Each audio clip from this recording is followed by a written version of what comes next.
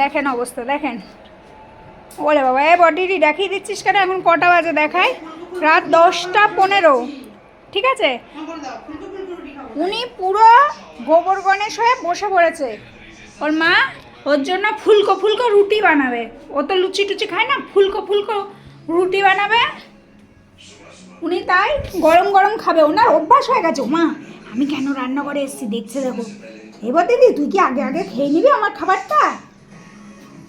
তোমাকে একটু দিতে পারি আমি আগে, তুমি হাত দাও। ওরে বাবা, ওমা দেখো আমার ছানা, ছোট্ট মানুষ, এত ছোট্ট মানুষ আমার। মা তুমি মিথ্যে খেয়েছো? কাজু বরফি খেয়েছো? কিরকম করে খেয়েছো বলো? কেমন করে খেয়েছো কাজু বরফি? এই যে এ গলু, মা গলু চেনেই না। কাজু বরফি কেমন করে খেয়েছো বলবে না। পাটারে কেমন করে পাতায় রেখে দিয়েছে। এই দেখ, এই বল দিদি তুই কেন রান্না, মা দেখো আমি রান্নাঘরে এসেছি বলে কেমন করছে মনে হয়। ভাই ভাবছি আমি খেয়ে নেবো। আমি কিন্তু মা রুটিটা খাবে।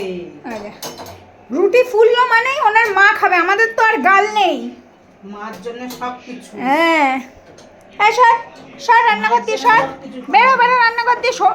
ও বাবা, ও আমার খুব ধাক্কা। ও তোমার পিছনে এসে বসে পড়েছে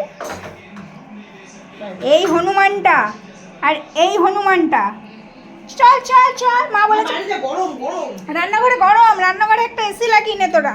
পাখা চালাইতে তো শিখে যায়। আয় আয়, বড় পাখা চালিয়ে দিচ্ছি আয়।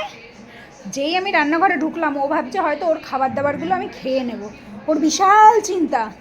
কেউ খাবে না, আমি না দিলে কেউ খাবে না মা। ওরে এইটুকু ভরসা কর, এদিকে তাকা। কি বলছো? আবার মুখ মুখ উঁচু করে দেখছে।